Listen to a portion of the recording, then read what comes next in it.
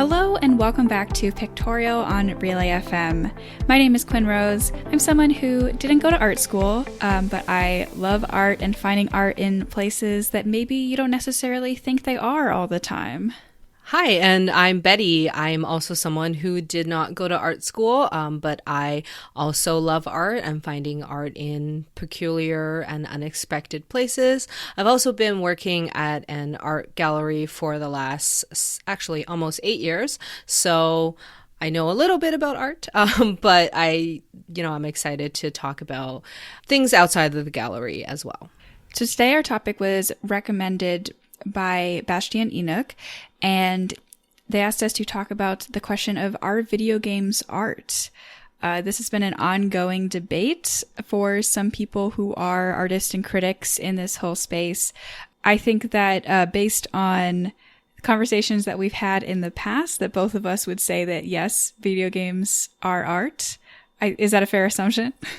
I would definitely agree with that. Video games are art, but I definitely have met people who disagree with that statement. Yeah. So let's talk a little bit about why someone might think that video games are or are not art. This debate has been going on for a long time. I think it was kind of an all the rage in like the mid 2000s. There was a film critic named Roger Ebert who was really on a tear about this, about how video games are not art, and he would like very strongly argued for this. So that kind of propelled a lot of the debate around this topic. Basically, one quote that he gives about it was, "To my knowledge, no one in or out of the field has ever been able to cite a game worthy of comparison with the great dramatists, poets, filmmakers, novelists, and composers. That a game can aspire to artistic importance as a visual experience, I accept. But for most gamers, video games represent a loss of those precious hours we have available to make ourselves more cultured, civilized, and empathetic." Ouch! Whoa. Okay. Well, I have a lot to say about that. Yeah, but go for it. Well, I mean, that actually reminds me of something else that happened recently, which is, I think earlier this year, Martin Scorsese said the Marvel movies are not cinema, which, probably also triggered a lot of people. And I don't have his exact quote on why he doesn't think Marvel movies are cinema, but I think it's a similar critique, I think. Both Marvel movies and video games are things that are quite popular in like popular culture. They're very like visually dense, most video games can be visually dense and very maybe full of like action and things like that. And so I feel like there is a tendency in general for critics and like people of quote unquote like high culture in general to be very dismissive of things that are a part of popular culture. I've talked before about like high art versus low art, and there's some artists and some people obviously believe there is or there shouldn't really be a division between them, but obviously other people think there is. And so I think like on one level is that there is a tendency to just be dismissive of things that are popular. So like maybe Roger Ebert is, I don't know, a hipster or something. I think that's part of it. And there's also this distinction of like entertainment versus art. And I think that some people get to this point where they're like, well, if it's too, like games are something that it's entertaining, but it's mindless. Like it's and it's no more artful than playing a game of checkers. Like you don't have the same kind of emotional depth that you get with things like literature and film and stuff like that. Just like you were saying, I mean, there is, I think, a certain amount of just plain pretentiousness to it where it's like, oh, well, that can't possibly be good because it's popular. And so that's just pop art or pop culture. It's not real culture, high culture. Yeah, for sure. And like you said, a lot of them have a position that there's not a level of like emotional and cultural depth to video games, which I like absolutely do not agree with. I definitely think some games don't have a lot of emotional depth. Like I don't really think well, I mean, I could be wrong, but someone might disagree with me, but I don't think Tetris is particularly emotionally deep, although maybe when you get to the higher levels, you know, it can be quite intense.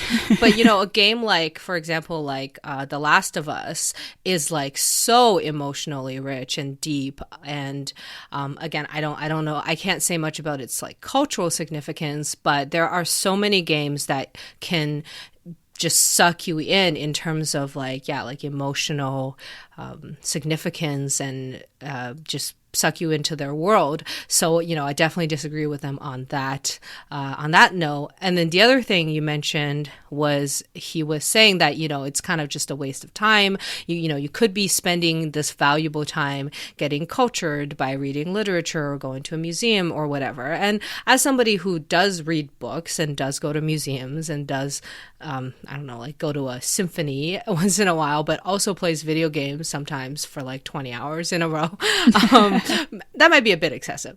But I was always of the position that like playing video games is very beneficial from a variety of perspectives. And I even think in many cases it's really educational. Like growing up, my, you know, parents and teachers also held a view that, you know, video games are horrible and a waste of time. Like, you know, you should be studying. But I think I and, you know, my peers, like we learned a lot from video games. Like for one, a lot of games like literally teaches you like fine motor skills. It teaches you how to, you know, be problem solvers. You know, you navigate through these worlds and you have to find things. You have to fight people. You have to, like solve puzzles. It teaches analytical skills and thinking, just like, you know, different ways of thinking. Depending on the game, it like video games are very educational, and in some cases I think much more educational than just like sitting in a classroom and reading a textbook, because it's actually experiential. You get to do something that's like an applied skill, or you get to pick up an applied skill. And like later on, actually, I'm going to talk about a game. It's called Cities Skylines. It's based on SimCity. And, you know, that's a game that teaches you about like urban planning and architectural planning and, like road, traffic density and politics and budgeting. I think, you know, when people think video games are a waste of time, I'm just like, well, you clearly just haven't played video games. Like Candy Crush might be a waste of time, but like, apologies for anyone who plays Candy Crush. But there was a quote from a Forbes article I read about this that said, "Not all games deserve the title of art or high art, but to be fair, we also sell terrible paintings and trashy books." And I think that's what it comes down to, right? I mean, like anything can have value if you take value from it. Like even if it's Candy Crush, like if that's something you enjoy doing and it's relaxing to you or whatever, that's fine. It's not necessarily artful, but that doesn't mean it doesn't have value. But at the same time, like there are in any kind of field of creation, there are things that are kind of, you know, just for fun or just basic entertainment, not really done with an artful eye. And then there are some things that aren't. And I don't think video games are any kind of exception to that. It has the same spectrum of all these different things. People have dismissed it over the years because it did start out very simplistic. I mean, you start out with like Pong or whatever, and people are like, well, that's not anything. There is a little bit of willful ignorance in the growth of what video games are and what that phrase even means as the years have gone on. Because, I mean, now video games mean anything from Candy Crush on your phone to a narrative game that you can pour hundreds of hours in to Nintendo game platform built. Like, it's just hard to even define what it is now. And now you have virtual reality games where you literally are playing in a full 3 dimensions now, and you're immersed into an experience to a degree that you never have been before. And I mean, if you can't call a VR game art, or at least designed to be artful, then what can you call art? Yeah. And yeah, again, like speaking of just like benefits that I was talking about before, like, yeah, like with VR and with like controllers that can simulate motion or can capture your motion, like, yeah, you can play like tennis or ping pong, and it can just be a good workout. So like there's just like so many, obviously, yeah, like playing ping pong again might not be high art, but I think again, like the newness, like the nature of the fact that, you know, when video games were first out in the 80s, and yeah, the simplistic nature of it might make people think, yeah, there's not much to this, and maybe in the beginning you couldn't do very much. But yeah, like all art, like as it progresses, like all technology as it progresses, there's just much more capabilities. And for the record, a lot of governments agree with us here. For example, the United States government ruled that video games were legally art in June of 2011 in a decision in the Supreme Court, Brown versus Entertainment Merchants Association. Basically, the case was about, like, are video games protected speech like other forms of art? And they ruled that yes, they are. And in March of 2006, the French Minister of Culture categorized video games as cultural goods, and granted the industry a tax subsidy like their other forms of art in France. And even as far back as the 1980s, art museums began to display sort of retrospects of different games, something that has continued up to this point, and kind of like peaking for now. Obviously, there will be many more in the future. But in 2012, the Smithsonian American Art Museum did a huge video game exhibit that did eventually leave the Smithsonian and toured a few different art museums as a traveling exhibit as well. And so obviously, I mean, the sort of placement of video games into the Smithsonian is a pretty comprehensive endorsement as them as a form of art. Yeah, and in the Museum of Modern Art, they also have a permanent collection that includes at least 14 video games. So there's like Pac-Man, Tetris, SimCity, Sims, Portal, and just, yeah, like games, you know, dating from the 1980s till I think like the 2000s. But so I guess, yeah, I'm not sure when this collection was updated, but I think it was probably done in like 2012 or something, or maybe last updated in 2012. So it doesn't include some more recent titles. So yeah, it has a place in at least the Museum of Modern Art as well. Going back to what we were talking a little bit before about how there are so many different kinds of video games now that it's basically impossible to make sweeping generalizations about the entire field at this point. And I just wanted to point out a couple specific things. Like, definitely, I think that there's a lot more artistic notions going on in the indie gaming community. A lot of, especially on the non-visual level, like in terms of the emotional depth and sort of cultured experience that Roger Ebert thinks is very important. Not that those never exist in popular games, but I think that there exists at a higher proportion in indie games because that tends to be what people are more focused on, is creating an emotional journey. And there's even a specific class of games that are called empathy games now, which is the whole point of them is to put the person playing into like a stressful situation in order to better understand someone else's life, like poverty, a different sexuality, a physical or mental illness. These kinds of things have become more and more common now, and are very different from something like maybe a shooting game where they, of course, like games that are primarily focused on like shooting and beating levels and stuff can still have emotional arcs. But it's very interesting to see this emergence of something where like that is the whole point of the game. It's not, some of them are barely even about gameplay. It's more of an immersive movie or book than anything else. Yeah, actually, what you just spoke about does remind me of this article I found on Time magazine. So the author, Chris Melisinos, is arguing that video games are actually, so quote, he says, Video games are also the only form of media that allows for personalizing the artistic experience while still retaining the authority of the artist. In video games, we find three distinct voices: the creator, the game, and the player.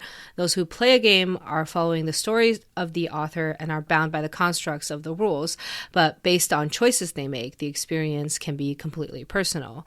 So unlike art, unlike other forms of art, like, paintings or movie or music, video games it's still something that's created by another person. You can't have like full control of it, but you get to dictate your own experience, and you get to, like, it's like almost every person who plays the video game is like partially a creator. Yeah, that's a really important part of this too.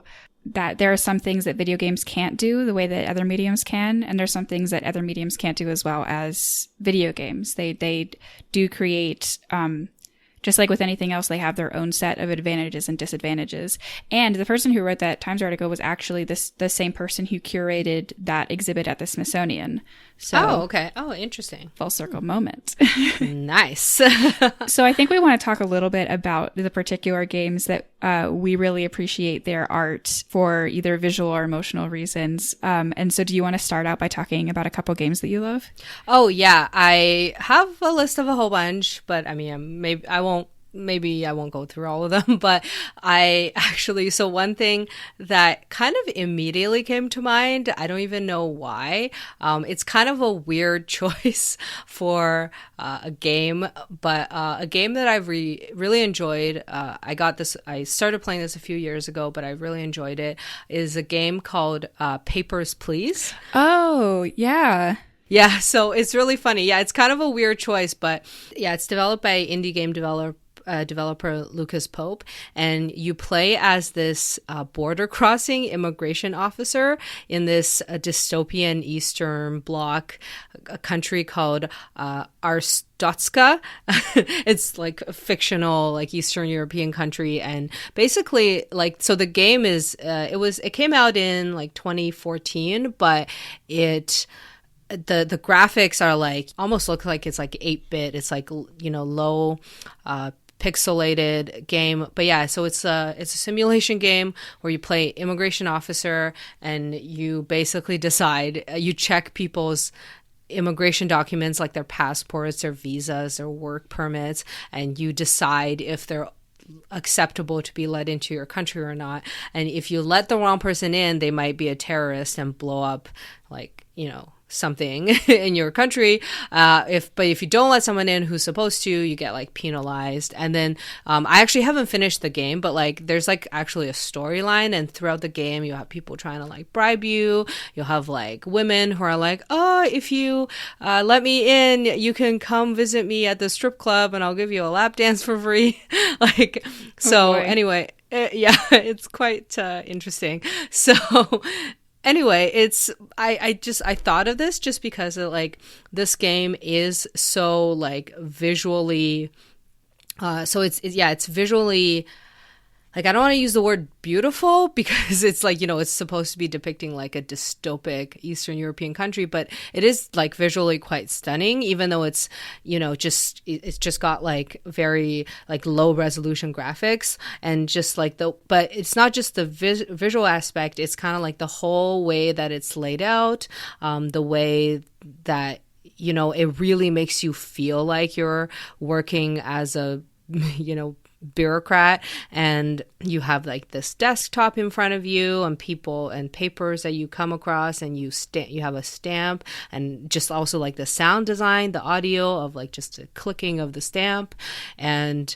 then just also like the storyline and how it progresses. Just kind of like everything in this game is so just like so well done, and like it also demonstrates that like you don't need like fancy graphics to have a really like amazing looking and well designed game, because today I had to buy a new computer just to be able to graphically and have my CPU be able to support most like modern games, whereas this game, you don't need that, but it's amazing. Like, so I recommend everyone play this game. Is this one of those games that like it's all on one screen as well? Like you're just kind of dealing with one screen and not moving around as a character? Yeah, pretty much. You essentially have like two screens. You have one screen where it's just like your desk, and there's like a counter, and there's like a zoom in counter, and then people's faces just come across, and then there's like a second screen where you're back at home, but all you see is like it's like all in text. It's just like, this is how much money you made today, this is how much money you had to spend to support your family, this is who's in your household, like your wife, your son, your mother-in-law, and then it shows you if they've been like fed properly, because if not, they'll die. Yeah, I know. And then and I think that's it. Like, again, I haven't progressed far enough into the game to know if there's like anything else, but I don't think so. That's really cool, because I feel like this is an example of a game where it has hidden complexity, where it looks like it's simple, but there's more going on, and there's more of a plot that reveals itself over time than you think there's going to be. Yeah, because in the beginning, you just think, oh, I'm just stamping passports. Like, literally, someone comes, I stamp it, I pass it back, they move along. And you are like, is this all this game is? But then, like, slowly they start introducing, like, little tiny bits of complexity. And then at one point, you're like, furiously trying to figure out, oh my God, is their passport expired? Is this the right photo of them? Are they hiding a bomb? Like, is this work permit? Does it match the passport number? Like, and you're just like, oh my God, this is so stressful. And you're like timed, and you get paid according to how fast you work. So it can get really intense. And I also like games that don't really require a tutorial. Like, I hate games where, like, I recently played a couple games where in the beginning you have to read this whole wall of text on like what are the controls, what you're supposed to do, and you're just like, oh my God. I mean, this game, it pretty much doesn't have any of that. It just starts very simple, and because it's slowly introducing complexity, and like every once in a while it'll be like, you can press this button for whatever, but like you don't need a tutorial at all, which is like, again, that's like, in my opinion, a well-designed game. That's really cool. One game that I've played that I find incredibly artistic and has some a little bit of similar aspects to that actually is Gone Home. Have you ever played Gone Home? No, I have heard of it, but no, I haven't. Yeah, it's very, very different in subject matter and gameplay, but it has a similar kind of thing in that you kind of just dropped into a game and you don't really need like a tutorial. You figure there's very few things you can do, and you can figure them out really quickly. But you also have no idea kind of the depths that the game is going to go on. And the whole premise of this game is you're literally just a young woman who comes home to her home in rural Oregon, and there's no one home, and you just walk through the house and read things and see things and try to figure out where your family is, basically, and figure out what's going on. You play the whole game in 2 or 3 hours. And it's really more of an interactive movie than a true video game. Like, you can't lose, you can't really affect the outcome, but it's just a matter of like immersing yourself into this experience that unfolds just one tiny thing at a time. And it's a whole first person game. And it's the animation is very detailed in figuring out where you are as you're like walking through this whole house. And it's so focused on the story and the emotional heart of a very simple but beautiful story that it really takes advantage of the medium of video games. Because I mean, this really wouldn't work anywhere else. Like, it wouldn't be a very interesting book or movie, because the movie and book would have to explain something to you more deliberately. And the whole point of this is like, it's not that anything super exciting or dramatic is happening over the course of the game. It's that you are in it and you're able to uncover things for yourself that makes it an enjoyable playing experience. So I think that really takes advantage of the medium of video games as a way to express art. Nice. Yeah, I will have to play that. So another game that actually is on the topic of being very immersive and deep in terms of its story as well as environment, that I think is a really amazing game and should be considered a work of art. And I actually went online, and a lot of lists of like beautiful games and artistic games seem to agree with me, and that's a game series called BioShock. BioShock is this game where you're this guy and your plane crashes in the ocean and you discover this underwater city called Rapture, and it's set in the 1960s, but the city was built in like the 1940s, and it was supposed to be this like super beautiful utopian city under the ocean, but it kind of became like, it was very technologically advanced, but it became like an apocalyptic nightmare basically. I think like, you know, like the people started turning on each other, and then there's these there's these things that grant like superhuman powers. There's also these like giant robots called Big Daddies, and then, you know, you have to like basically fight them. You're trying to like escape from the city, but in any case, it's really immersive. Like, you know, you're like in the ocean and you're going around the city, and it's an action like shooter game. You get to like shoot like enemies, and you get to acquire these skills over time and obtain these like superhuman strengths and stuff. So when we agreed on this topic to discuss, I had mentioned, like I tend to like playing games where it's mostly like, you know, first or third person like action RPG, which is, you know, it's things like, you know, like Grand Theft Auto and like these action shooter games, which probably a lot of people wouldn't consider it as art, but this game in particular has just again, like it's got a very deep storyline. It's like a retro futurism sort of feel. Like I think Fallout is kind of like that, you know. It's got like this like these technology, but it's just like in a very retro style, and you know, like 1960s style. And yeah, so, and you get to, like when I was like, the reason I didn't play the game a lot myself was because it was quite scary. Like I would just get like uncomfortable because I just felt so immersed, and like I felt like I was in the underground or underwater city, and I was like trapped in there, and I was like, oh, this is scary. And there are these like creepy little girls in there called Little Sisters, and they're so creepy. So anyway, so like, but it is, yeah, like it's a really it's a really amazing immersive environment, and I think this one is an example of where like I think it's deeply evoking of, you know, not only emotions but also thought, and I think totally goes against what like Roger Ebert saying like that it, you know, it doesn't have depth. In his defense, I'm not sure it had come out yet when he said that, but also he seemed pretty down on the whole idea of video games, so he probably would have said the same thing, but right. Yeah. But no, that sounds, I liked your note as well about how it being an action game but still having this level of artistry to it as well, because I think that sometimes with action games it seems like everything is devoted into the action component, and it is more focused on sort of this very specific like gameplay entertainment factor rather than perhaps reaching an emotional or artistic depth. Or you can do both, and then you get this great game. Yeah. I had one more game that I wanted to shout out while we're talking about this, and that's Stardew Valley. I love this video game.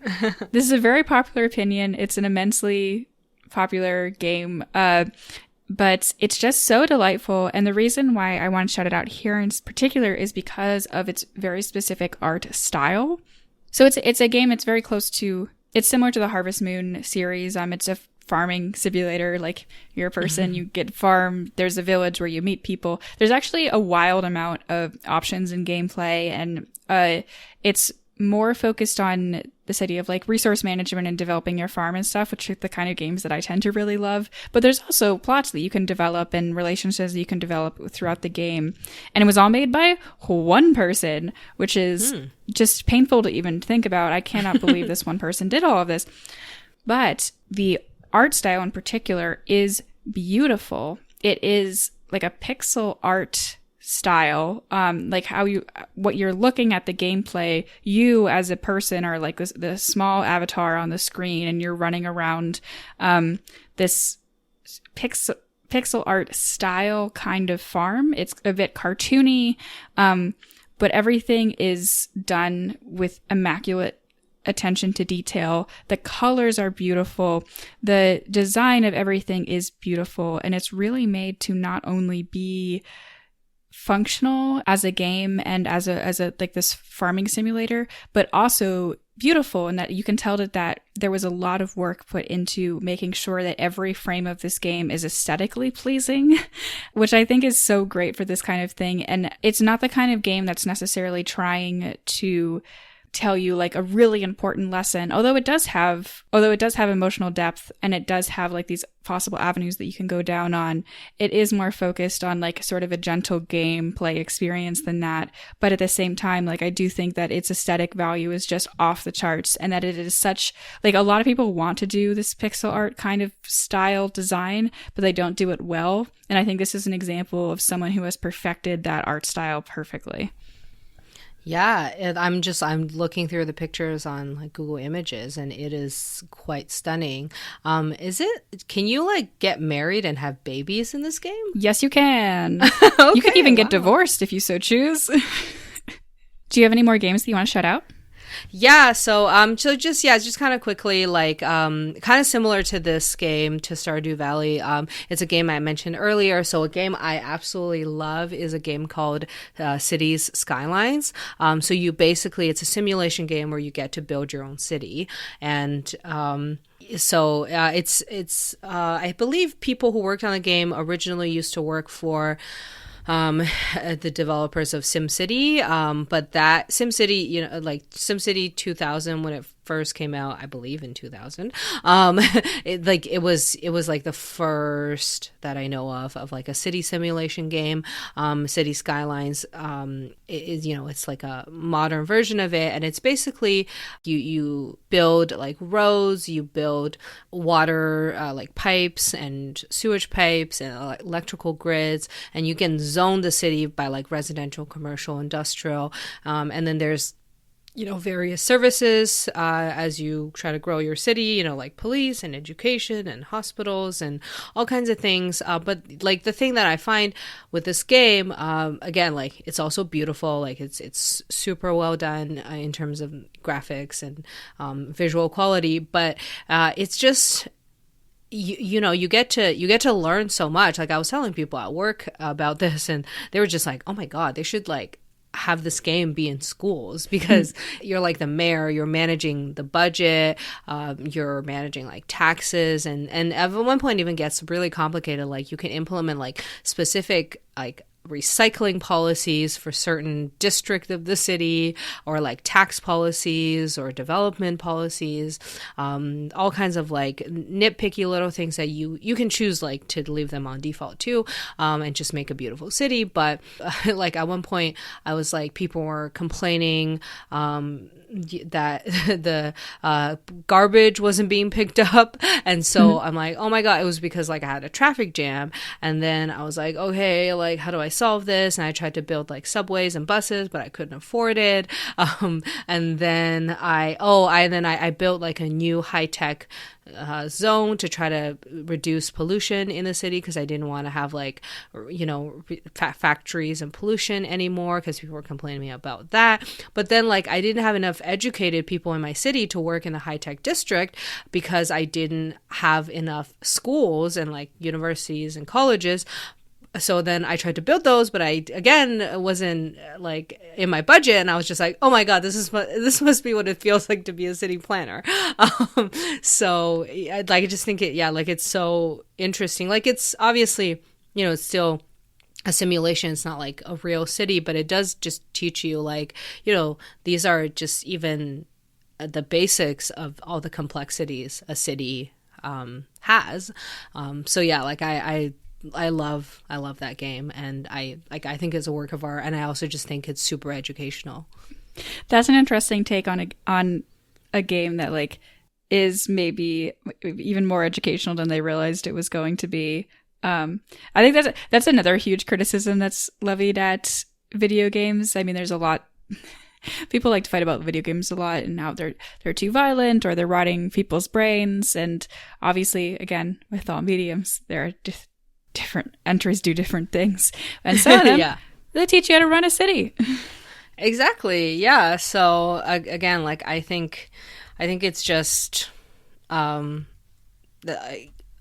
it's so much more like what's it called, immersive, and you get to just actually do it in real life. Because I'm sure, like, in school, if you're taking like civics class or like, you know, a class about city politics, I think most people probably would fall asleep, like, you know, I certainly did in those classes. But you know, if the class was composed of playing City Skylines, then I would have aced it. So I guess in conclusion, clearly we love video games and we respect that it was an art form. We should do an anti-episode where we talk about the games we don't think are art and we think are bad. Oh, okay. Yeah, I can probably come up with some of those. But we might get some hate mail. So, yeah. Yeah, we're probably not going to do that. We're going to keep things positive. But it was very fun to dive into this often underappreciated form of art today. Thank you so much for listening to us. And if you want to see our show notes and get links to all of the games that we talked about and those art exhibits and everything, those are at relay.fm/pictorial. You can follow us on Twitter or Instagram, both at PictorialPod. And you can follow me on Twitter or Instagram at AspiringRobotFM. And we also upload these episodes to YouTube, where there's a video that goes along with it, and we will insert pictures of the things we talk about throughout the podcast right on the screen. And you can follow me on Twitter and Instagram at Articulations_V, and I am also on YouTube at Articulations. Thanks for listening, art enthusiasts.